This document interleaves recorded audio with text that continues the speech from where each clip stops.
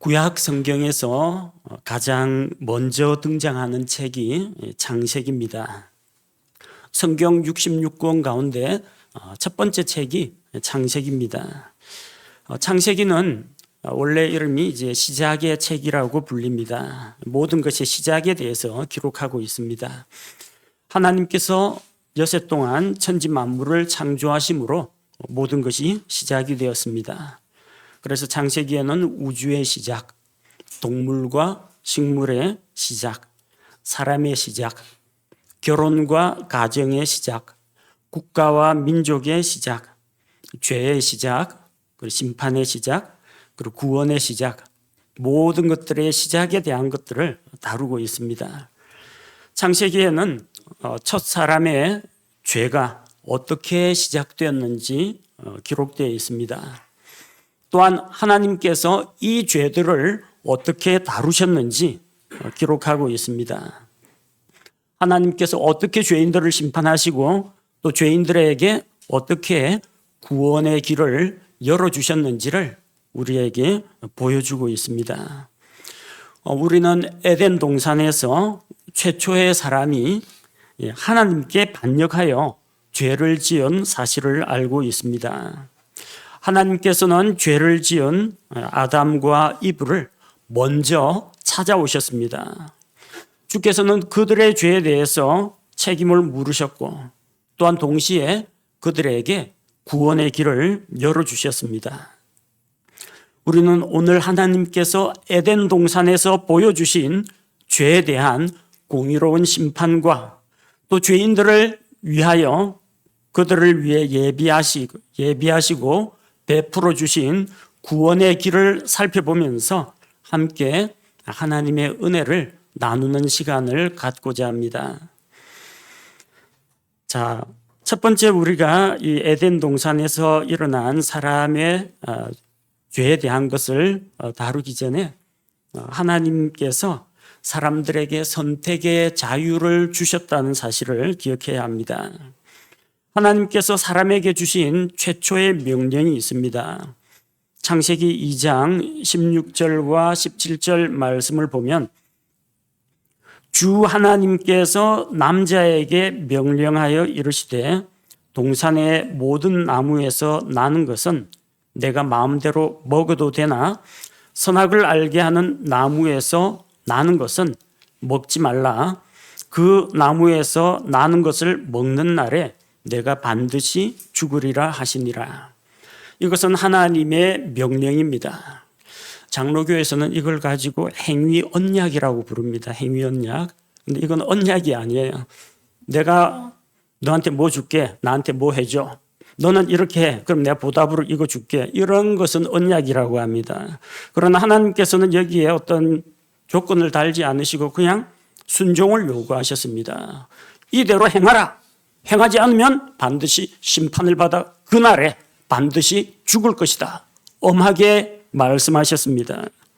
하나님께서는 사람과 언약을 세우신 것이 아니라 남자에게 명령하여 이르되 명령하신 것입니다. 곧 이 명령에 순종하는 것이 법이고 이것을 어기는 것이 불법입니다. 하나님께서는 사람에게 자발적인 순종을 요구하셨습니다. 하나님은 선악을 알게 하는 나무 주변에 철조망을 쳐놓거나 콘크리트 장벽을 깔아놓거나 선악을 알게 하는 나무에 다가가는 길에 지뢰를 매설해 놓지 않았습니다. 사람들로 하여금 강제로 뭘 하지 못하게 막아 놓으신 것이 아니라 자발적인 마음으로 하나님 앞에 순종할 것을 요구하셨습니다. 사람은 선악을 알게 하는 나무에서 나는 것을 먹을 수도 있고 먹지 않을 수도 있었습니다. 즉 하나님 앞에 순종할 수도 있고 불순종할 수도 있었다는 것입니다. 하나님의 말씀을 전적으로 믿고 따를 수도 있었고 뱀이 속삭이는 그 말을 듣고 뱀의 말에 귀를 기울일 수도 있었습니다. 사람에게는 자유가 있었습니다. 순종과 불순종 사이에서 선택할 자유가 있었습니다. 생명과 사망 사이에서 선택할 자유가 있었습니다. 흔히들 그러죠. 누가 칼 들고 협박했느냐? 누칼협. 아무도 이브에게 너 저 나무에서 나는 것을 따서 먹으라고 협박하거나 강요하지 않았습니다. 그들은 자발적으로 자기 욕심에 이끌려 뱀의 말에 미혹되어 죄를 저지른 것입니다. 그들은 하나님 대신에 마귀를 선택했고 생명 대신에 사망의 길을 선택했습니다. 사람들 중에는 이걸 가지고 원망하는 이들도 있습니다. 왜 하나님께서 사람에게 자유로운 의지를 주셔서 사람이 죄를 짓게 만들었느냐? 짓게 만든 건 아닙니다. 죄를 지을 수도 있고 안 지을 수도 있고 선택할 수가 있었습니다. 죄에 대한 유혹이나 열망 같은 것은 사람에게 일어난다 할지라도 사람은 그것을 다스릴 수가 있었습니다. 자기 의지를 가지고 하나님을 붙잡을 수도 있었고 또 죄의 길을 걸어갈 수도 있었습니다. 만약 사람에게 이 자유의지, 선택의 자유가 없다면은 아무 일도 안 일어났겠죠. 사람은 그냥 프로그램대로 따라서 움직이는 기계나 로봇에 불과했을 겁니다. 여러분, 가지고 놀기에는 프로그래밍이 잘 돼 있는 장난감, 그래서 정해진 궤도를 쭉 달리는 리모컨 가지고 딱 멈춰 앞으로 나아가, 이렇게 장난감 기차가 궤도를 달리는 것처럼 정해진 길로만 다니게 하면은 참 좋을 것 같죠. 그럼 여러분은 그냥 로봇이고 인형이고 그리고 누군가에 의해서 조종을 받아가지고 움직이는 그런 피동적인 존재가 됩니다. 절대로 인격적인 존재가 될 수가 없습니다. 자기 감정도 없습니다. 기쁜 게 뭔지 슬픈 게 무엇인지, 내가 왜 화를 내야 하는지, 내가 왜 누구에게 마음이 이끌리는지 그런 거 전혀 없습니다. 프로그래밍 돼가지고 이미 내적으로 학습되어 있는 상태이기 때문에 더 이상 다른 걸 선택할 여지가 없습니다. 개인의 행동에 의지도 없습니다. 그냥 자기도 모르게 움직이는 겁니다. 그러면 나라는 존재 자체가 없는 거예요. 내가 지적으로 판단할 수도 없고 내가 감정적으로 내가 거기에 대해서 깨닫고 느낄 수도 없고 내 독자적인 의사를 가지고 뭔가를 할 수도 없는 그런 존재가 되어버립니다. 하나님께서 사람을 왜 만드셨습니까? 하나님께서는 사람과 사귀기를 원하셨습니다. 여러분, 기계나 로봇하고 사귈 수 있습니까? 여러분 집 안에다가 이 마네킹 갖다 놓고 날마다 이야기를 주고받고 그리고 뭐 정적인 감정적인 교류를 할 수 있겠습니까? 못합니다. 스스로 말하지 못하고 생각하지 못하고 반응하지 못하는 존재와 무슨 교제를 나눌 수 있겠습니까? 사람은 하나님의 형상을 따라 창조되었습니다. 하나님처럼 지적인 존재입니다. 하나님처럼 사람에게도 감정이 있고 감수성이 있습니다. 그리고 자기 의지, 계획 이런 것들을 세우고 실천할 수 있는 능력이 있는 게 사람입니다. 사람에게 자유의지를 주셨다는 것은 하나님께서 우리를 인격적인 존재로, 가치 있는 존재로, 이 세상에 있는 다른 사람들과 우리가 차별화되는 각각의 개성이 있는 존재로 만드셨다는 것입니다. 우리는 공장에서 그냥 대량 생산으로 찍어낸 이런 장난감 인형이 아닙니다. 하나님께서 빚으시고 하나님께서 만드시고 하나님께서 그 코에 생명의 숨을 불어넣으신 존귀한 존재입니다. 하나님께서 자유를 주셨는데 문제는 이 자유를 어떻게 사용하느냐, 그것은 각 사람의 책임에 달린 문제입니다. 내가 어떠한 선택을 하느냐가 내가 앞으로 어떤 열매를 거두고 어떠한 보상을 받는지에 대한 그것을 결정하는 것입니다. 그래서 하나님께서 사람에게 자유를 주시고 또 우리에게 이렇게 하나님을 자발적으로 순종할 수 있는 기회를 주신 것은 우리에게 은혜를 베푸신 것이고 우리를 존귀하게 여기신다는 뜻입니다. 그럼에도 불구하고 사람이 하나님 대신 죄의 길을 택했습니다. 하나님의 명령보다는 자기 육신의 욕망을 따라서 행했습니다. 자, 그런 사람들을 하나님께서 어떻게 대우하셨느냐? 둘째로 하나님께서는 죄인들을 부르신다는 겁니다. 사람들은 죄를 짓고 나서 두려움과 부끄러움과 또 불안한 생각에 하나님을 피하여 동산의 나무들 가운데 숨었습니다. 자, 그러나 하나님께서는 죄인들을 찾아오셨습니다. 그리고 죄인들을 불러주셨습니다. 9절 말씀해 보니까 주 하나님께서 아담을 부르시며 그에게 이르시되 내가 어디 있느냐 하시니, 하나님께서는 죄인들을 찾고 계십니다. 이 세상에 수많은 종교들, 인간이 만들어낸 종교에서는 사람이 신을 찾아갑니다. 그래서 신을 찾기 위해서 구도의 길을 걷습니다. 구도자라고 합니다. 그래서 신을 찾기 위해서 깊은 산 속에 들어가기도 하고 동굴 속에 들어가서 면벽을 하기도 하고 자기 몸을 해치고 괴롭게 하면서 고통스럽게 하면서 자기 육신의 생각을 죽이고 뭔가 영적인 존재를 만나려고 애씁니다. 그러나 사람은, 죄에 빠진 사람은 하나님을 찾을 수도 없고 또 찾지도 않습니다.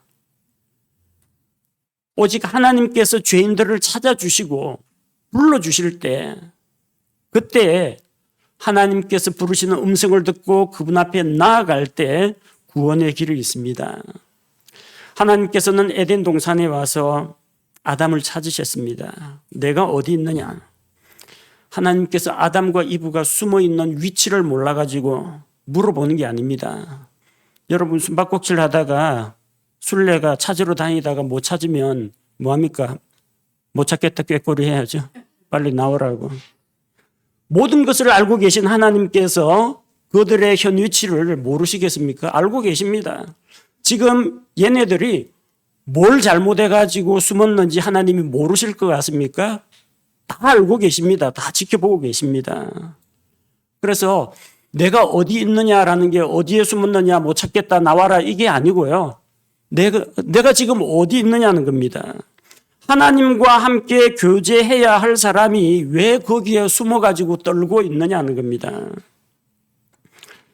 하나님께서는 그들의 저지른 일도 알고 있고 또한 그들이 어디에 숨어 있는지도 알고 계십니다.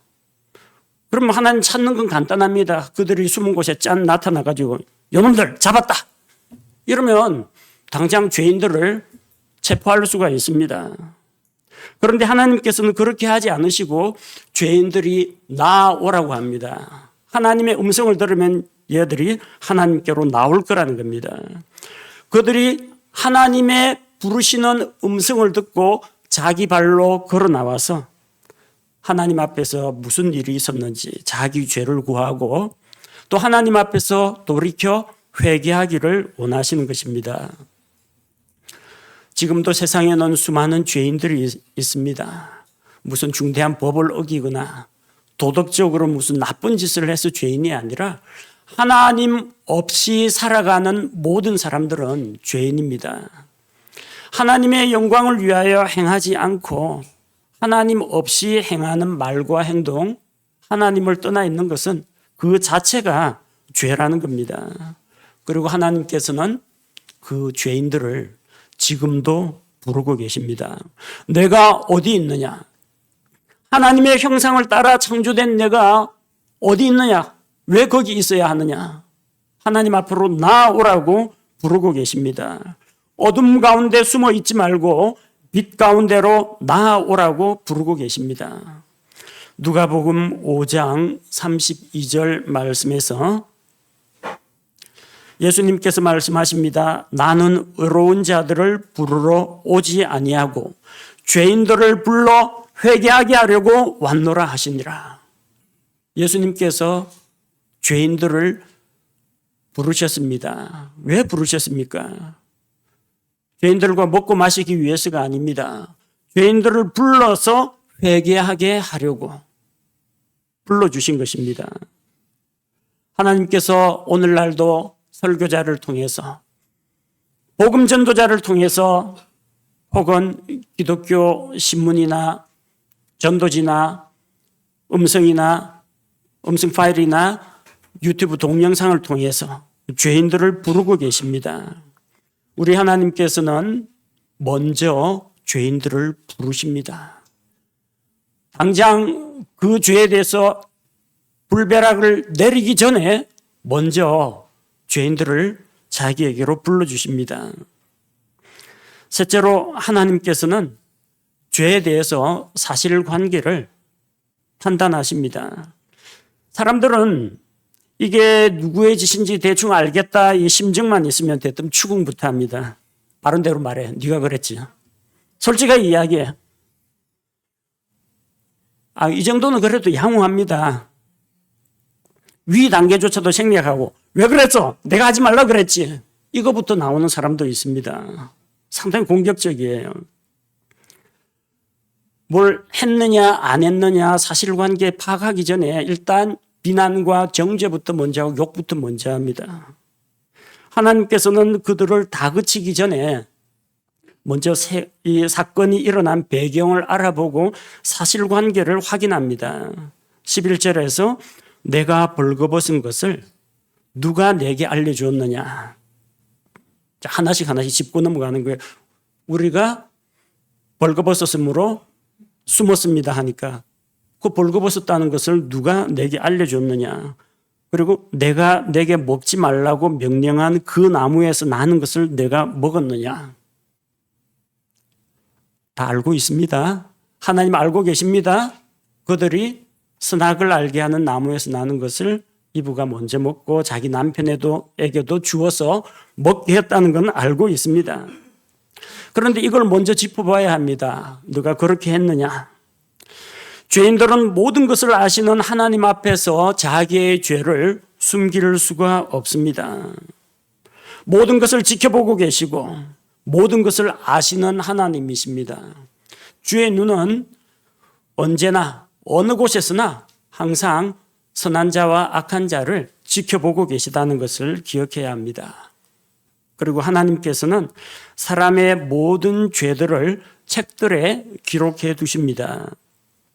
요한계시록 20장 12절 말씀에서 또 내가 보매 죽은 자들이 작은 자나 큰 자나 할 것 없이 하나님 앞에 서 있는데 책들이 펴져 있고 또 다른 책이 펴져 있었으니 곧 생명책이라.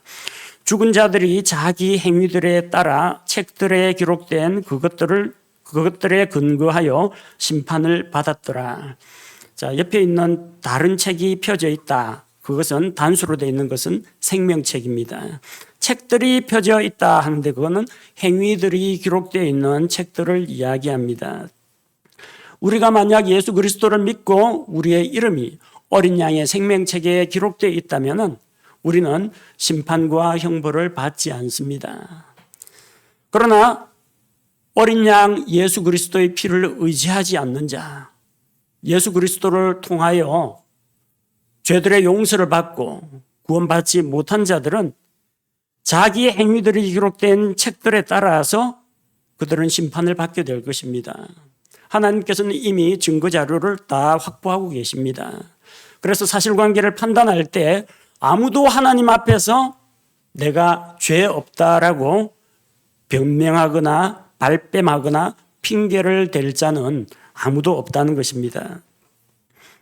하나님께서는 아담과 이브에게 자기들의 죄를 시인하고 회개할 기회를 주셨습니다. 너가 정말로 그랬느냐? 선악을 알게 하는 나무에서 나는 것을 먹었느냐? 그 반응은 뭐가 돼야 되겠습니까? 하나님, 제가 욕심에 눈이 멀어서 하나님의 말씀을 어기고 그것을 먹었습니다 하고 그 자리에서 회개가 나와야 합니다. 근데 아담이 뭐라고 답을 하느냐면은 하나님께서 나한테 주셔가지고 나와 함께 거하게 하신 그 여자가 자기 아내에게 책임을 떠넘깁니다. 그리고 그 아내를 주신 분이 누구예요? 하나님이시죠. 하나님이 준 그 여자가 나를 이렇게 만들었습니다. 자기가 잘못했으면서 자기에게 선악을 알게 하는 나무의 열매를 건네준 자기 아내, 그리고 또 그런 아내를 주신 하나님께 책임을 돌리는 것입니다. 이분은 뭐라고 이야기합니까? 뱀이 자기를 유혹했기 때문에. 세상 사람들은 다 나름대로 자기 잘못이나 죄에 대한 핑계거리를 다 가지고 있습니다. 다른 사람 집에 재물을 털고 사람을 죽인 사람 뭐라고 변명합니까? 내 부모가 나를 이렇게 만들었다. 이 매정한 사회가 나를 이렇게 만들었다. 그것을 다 다른 사람들의 책임으로 돌립니다. 자동차 문이 열려 있었다. 문단속을 좀 잘했더라면 내가 유혹을 받지 않았을 텐데 자동차 문이 열려 있고 어제 지갑이 놓여 있는 것을 내가 봤다. 나 때문이 아니라 나로 하여금 죄를 짓도록 유혹한 그런 환경, 그 사람 때문이다. 사람들은 그렇게 책임을 다 전가합니다. 그들은 그 자리에서 죄를 회개하지 않고 자기 죄에 대한 핑계거리와 변명과 구실을 찾았다는 겁니다. 모든 것을 아시는 하나님 앞에서는 사람들은 자기가 지은 죄에 대해서 변명하고 핑계를 댈 수가 없습니다. 오로지 죄를 시인하고 뉘우치고 회개를 했어야 마땅합니다. 아담의 역할이 중요합니다. 아담은 예수 그리스도의 모형이라고 하죠. 그러나 부정적인 면도 있습니다. 만약에 아담이 정말로 자기 아내를 사랑하고 또 예수 그리스도의 모형이라면 하나님 다 제 잘못입니다. 저를 벌하시고 제 아내를 용서해 주십시오 하고 자기가 오히려 아내를 위해서 하나님 앞에서 대신 속죄하려고 했을 겁니다. 그러나 아담은 아내에게 책임을 떠넘기고 아내인 이브는 뱀에게 책임을 떠넘겼습니다. 이것은 회개가 아닙니다. 회개는 하나님을 대적하여 내가 죄를 지었다. 내가 한 말과 행동이 하나님의 거룩하심을 위반하였다. 이것을 하나님 앞에서 인정하고 하나님의 은혜와 긍휼을 구해야 하는 것입니다. 하나님께서 사실관계를 판단하실 때, 아니 하나님의 심판대에 가기 전에 내가 나 자신을 돌아봐 가지고 내 마음속에 하나님 앞에 거리낌이 있거나 내 마음을 짓누르는 어떤 잘못이나 하나님 앞에 내가 죄를 지었다는 것을 자각하게 되면은 먼저 하나님 앞에 죄를 고하고 하나님의 용서를 구해야 합니다. 넷째로 하나님께서는 죄를 지은 동기에 대해서 판단하십니다. 하나님께서 여자에게 물어보셨습니다. 13절에 내가 행한 이 일이 도대체 무엇이냐? 이 일이 무슨 일인지 몰라서 물어보는 게 아닙니다. 이게 도대체 뭐냐? 집안 분위기가 이게 도대체 뭐야? 얼굴 꼬라지가 그게 뭐야? 어찌하여 그렇게 되었는지 그 사연을 이야기해 보라는 겁니다. 사람들은 어떤 일이 일어나면은 그 사건과 행위의 결과에 대해서 따져보려고 합니다. 그래서 좋은 의도로 했는데 어떤 과정에서 무슨 실수가 있었거나 잘못이 있었거나 아니면 결과가 좀 안 좋게 나왔다 하면은 비난을 합니다. 근데 분명히 잘못한 건데도 나중에 결과가 어쨌든 하여튼 간에 뭐 일이 잘 풀려가지고 좋은 방향으로 흘러갔다라고 하면은 또 그건 또 좋은 거라고 봅니다. 이전에 한평군에서 우리나라에서 정말 그 보기 드문 황금박쥐가 서식하는 그 지역에다가 황금박쥐 상을 만들었습니다. 그 금으로 황금박쥐 만드는데 28억 들었대요. 그때 신문에서 다 난리가 났습니다. 혈세를 낭비한다. 금으로 박쥐 형상을 만들어가지고 뭘 하겠느냐 하면서 비난을 했습니다. 요새 금값이 올라가지고 28억이 360억이 되었습니다. 공무원이 선견지명이 있다. 그 지자체 재산으로 해라. 별별 칭찬이 다 나오고 있습니다. 근데 그 박쥐 형상 만들어가지고 뭐 하게요, 그거 가지고. 예산 낭비한 건 맞습니다. 근데 금값 올랐다고 하니까 좋아하는 거예요. 결과가 좋으면은 좋다. 그러다 보니까 사람들이 죄를 지을 때도 어떻게 하느냐면 과정이나 자기 마음속에 악한 동기가 있다고 할지라도 최종 결과가 어떻게 나왔는지를 사람들에게 포장해서 보여주려고 합니다. 사울이 블레셋 사람들에게 이 원수를 갚기 전에는 음식을 먹지도 마시지도 말라 금식을 선포했습니다. 요나단은 그때 그 자리에 없었기 때문에 그걸 듣지를 못했습니다. 백성이 모두 기진해 가지고 먹지를 못하고 마시지도 못하니까 기진해가 있는 요나단이 땅에 꿀이 흐르는 것을 지팡이로 딱 찍어 먹어보니까 기력이 돋고 눈이 밝아졌습니다. 그래서 내가 이 꿀 조금만 맛보았는데도 이렇게 피로가 풀리고 눈이 밝아졌는데 우리가 원수들에게서 약탈한 것을 먹었더라면 더 힘을 내 갖고 더 많이 적들을 섬멸할 수 있지 않겠느냐 하니까 백성들이 막 이제 전리품 가운데에서 먹을 것을 취해다가 뭐 고기도 먹고 빵도 먹고 그럽니다. 나중에 이제 그래서 사울이 그것을 알게 됐습니다. 누가 그랬느냐? 요나단이 그랬어요. 백성은 하나님과 함께 일한 요나단을 죽일 수 없다라는 입장인데 사울은 결과만 보고 어쨌든 먹었지 않느냐. 금식을 위반한 거 아니냐. 결과만 보고 자기 아들인데도 죽이려고 했습니다. 그러나 하나님께서는 요나단을 죽지 않게 하셨습니다. 그 동기를 보았기 때문입니다. 음식을 탐해서 먹은 게 아닙니다.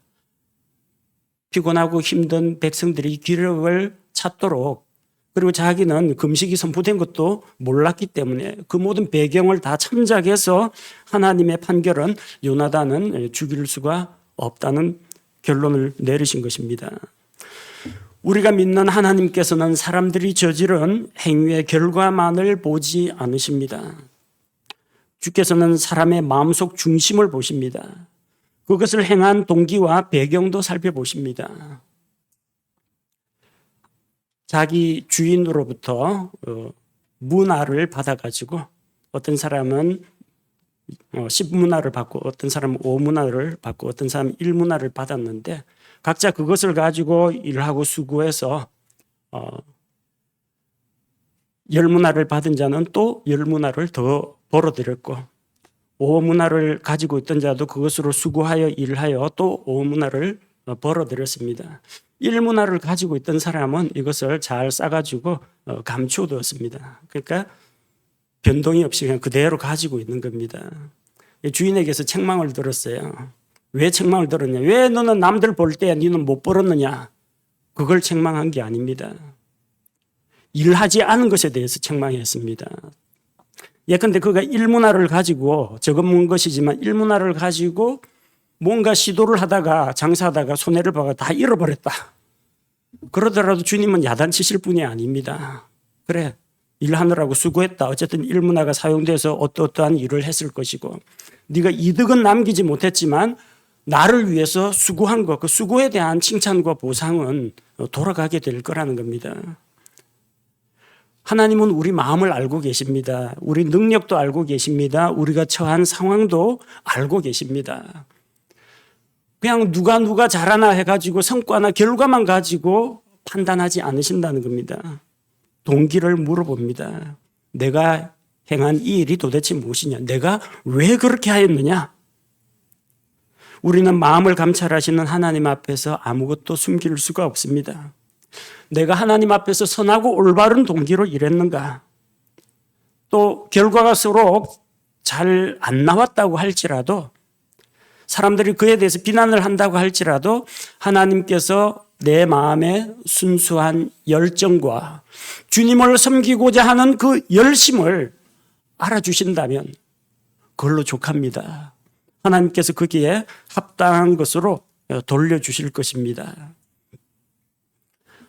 다섯째로 하나님께서는 죄를 짓게 유혹한 마귀를 먼저 심판하십니다. 최초의 죄가 어떻게 시작되었습니까? 셋째 하늘에서 마귀가 교만한 마음을 품고 하나님처럼 하나님보다 높아지려는 마음을 품고 반역을 일으켰습니다.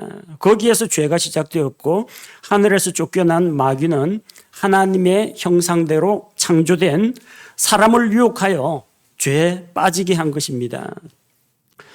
하나님께서는 에덴 동산에서 일어난 이 사건을 다루면서 먼저 마귀를 심판하십니다. 사람에 대한 심판은 그 다음에 나옵니다.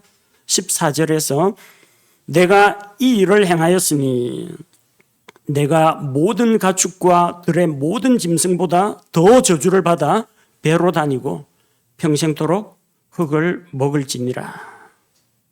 사람에 대한 심판은 16절, 17절 가서 여자는 어떻게 되고 남자는 어떻게 되고 하나님께서 심판을 하시지만 먼저 심판받은 것은 마귀였습니다. 마지막 때에도 마찬가지입니다. 하나님께서는 먼저 마귀를 불호수에 던져 넣으십니다. 요한계시록 20장 10절에 보면은 불과 유황으로 타는 그 호수 속에 마귀가 들어갑니다. 그 후에 흰 왕좌 심판을 통해서 사람들을 심판하십니다. 그거는 20장 12절에 나오는 내용입니다. 멸망받을 원수는 마귀입니다. 죄를 세상에 가져오고 사람들로 하여금 범죄하게 한 그 마귀가 먼저 심판을 받습니다.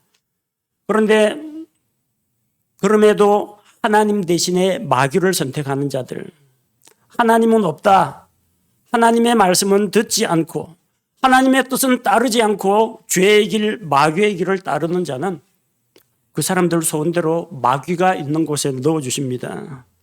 마귀가 꺼지지 않는 불로수에 들어가 있습니다. 흰왕자 심판을 통해서 죄의 길을 걸었고 마귀의 길을 따랐던 자들은 마귀가 있는 그 불호수 속에 넣어줍니다. 그리고 하나님을 사랑하고 하나님의 말씀을 믿고 하나님께 경배하고 하나님을 따르던 자들은 하나님과 함께 있게 합니다. 이것이 하나님의 방법입니다. 사람이 어떤 선택을 내리느냐, 내가 하나님을 선택하느냐 마귀를 선택하느냐, 우리에게는 선택의 자유가 있습니다. 저 멸망받을 마귀와 손을 잡고 마귀의 지도를 받으며 마귀를 따라 사는 자는 마귀와 같은 영원한 종말을 맞이하게 될 것이고, 하나님을 사랑하고 하나님께 돌아와서 하나님과 함께 교제하며 하나님께 예배하기를 좋아하는 자는 영원토록 하나님과 함께하며 하나님의 영광을 바라보며 하나님 주시는 안식과 평안을 누리게 될 것입니다. 여섯째로 하나님께서는 죄인들을 심판하십니다. 자기 형상대로 창조된 사람이지만 하나님은 공의로우신 분이기 때문에 반드시 심판을 하십니다. 16절에서 여자는 고통과 수태를 크게 늘릴 것이라고 하셨고 고통 중에 해산할 것이라고 했습니다.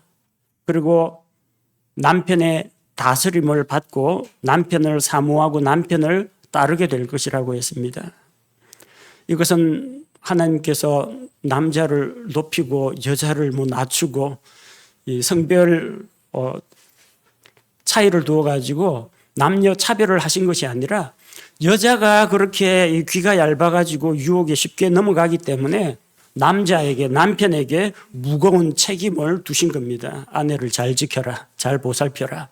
가정에서 남편이 영적인 리더십 역할을 잘 해야 된다. 남편에게 짐을 얹어주신 겁니다. 남편에게 무슨 아내를 휘두르고 할 수 있는 어떤 특권을 주신 것이 아니라 하나님께서는 남편을 통해서 아내를 세워주고 보호하고자 하신 것입니다.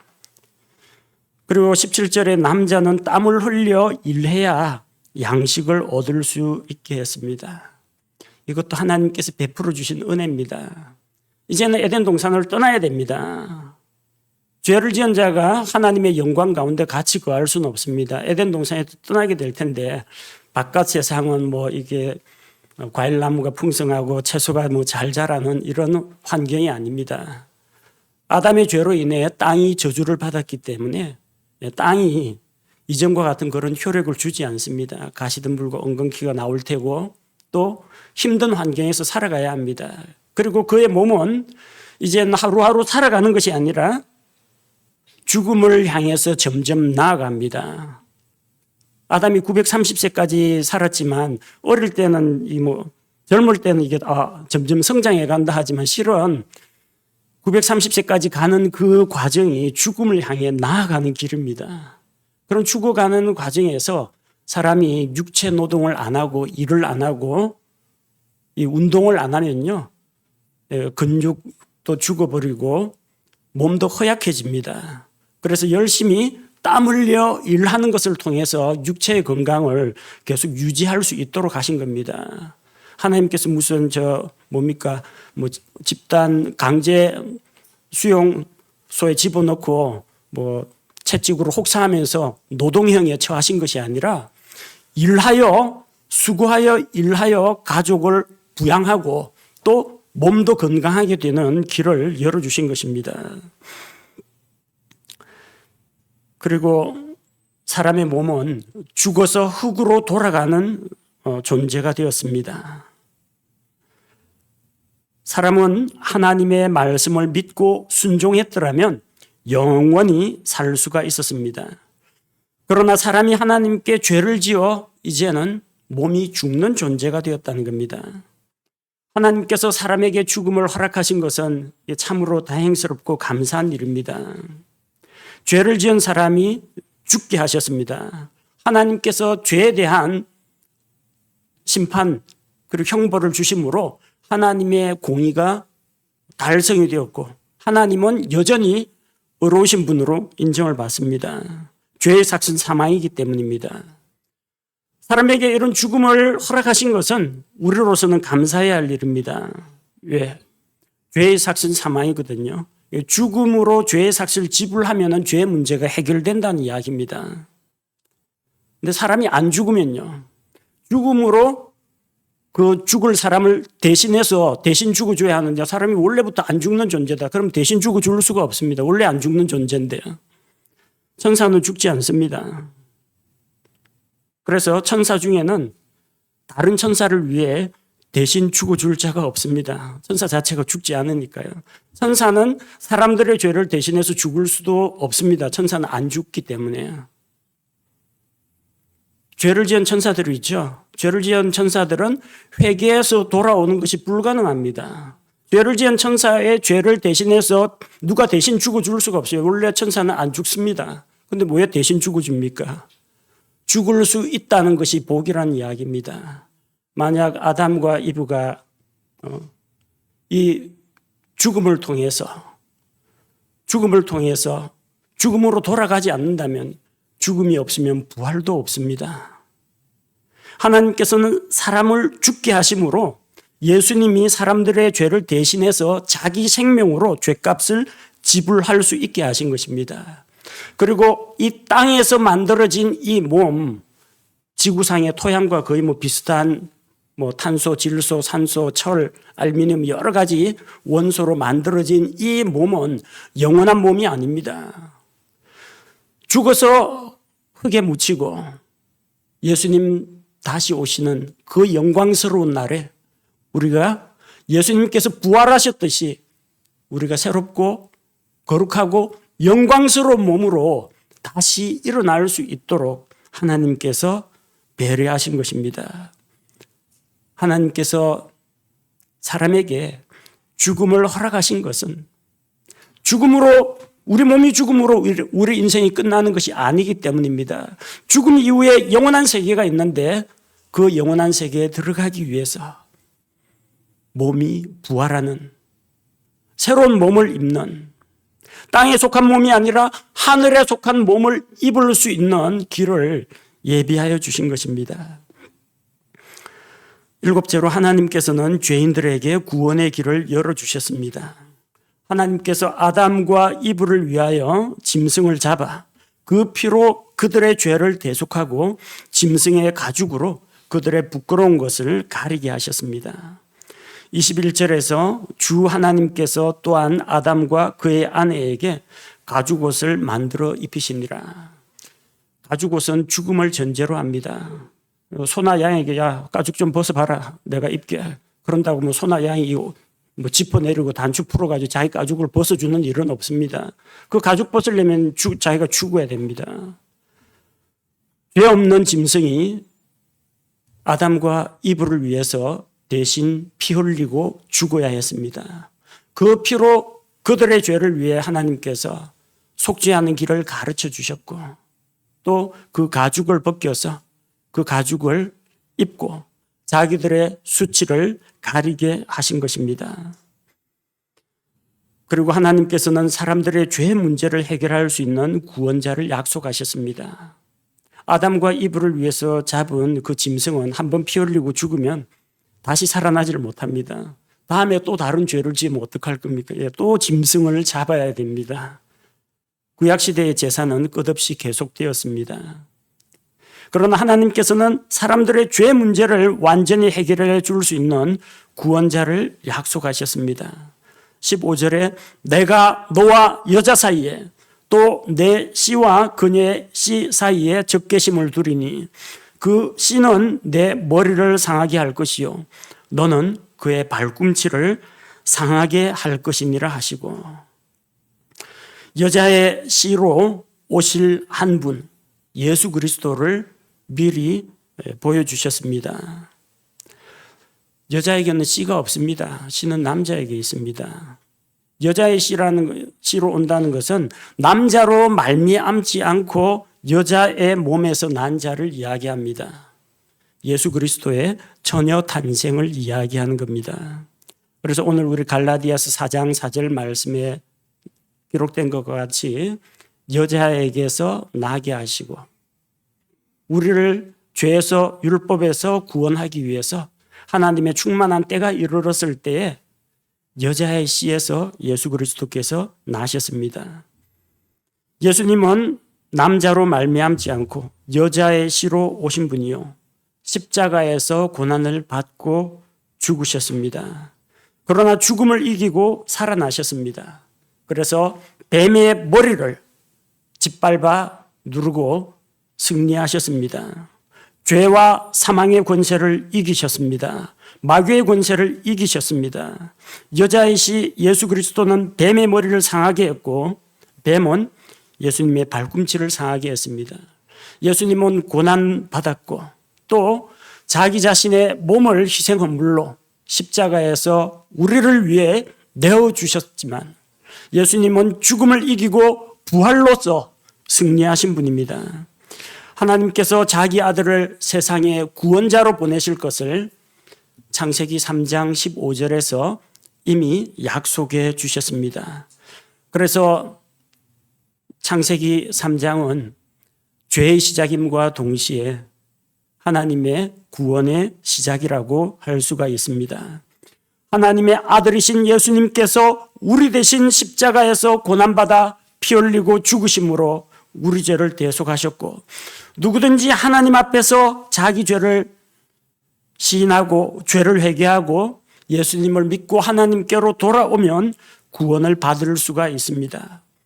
창세기 3장에서 일어난 이 사람의 범죄는 마귀의 유혹과 육신의 정욕에 이끌린 사람들이 하나님의 명령을 저버리고 저지른 죄지만 마지막 결과는 하나님의 은혜와 긍휼로 말미암아 죄에 대해서는 단호하게 심판하시되 죄인들에게는 구원과 용서의 길을 열어주시는 하나님의 은혜로 마무리가 된 것입니다.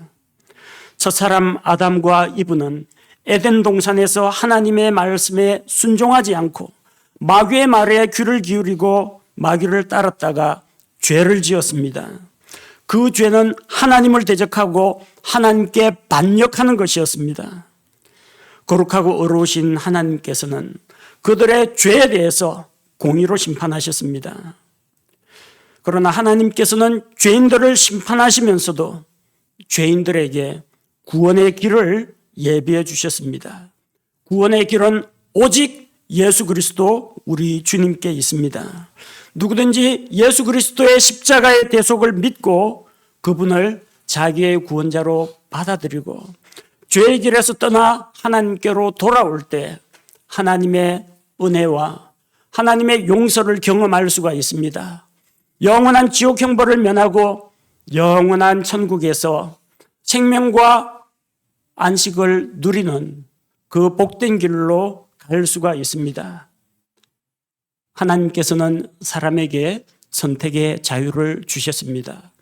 죄 가운데 태어나 죄 중에 거하며 죄를 짓다가 죄의 대가로 영원한 지옥의 형벌을 받을 것인지, 비록 나는 죄인이지만 내 죄를 대신하여 십자가에서 대신 속죄하신 예수 그리스도를 구원자 주님으로 믿고 받아들임으로 말미암아 하나님의 자녀가 되어서 생명과 구원의 길을 걸을 것인지, 하나님과 마귀 사이에서, 지옥과 천국 사이에서, 사망과 생명 사이에서 우리는 선택해야 합니다.